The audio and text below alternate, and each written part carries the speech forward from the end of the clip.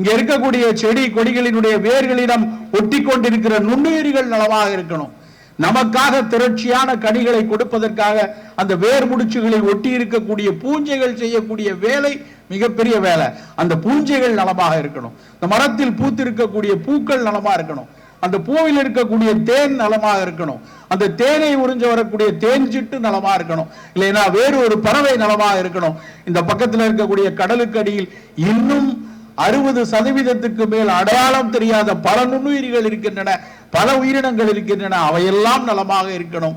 இவை எல்லாம் நலமாக இருந்தால் மட்டும்தான் நீங்களும் நானும் நலமாக இருக்க முடியும் என்பதை ஒற்றை நலம், ஒன் ஹெல்த் என்று சொல்லிவிட்டார்கள்.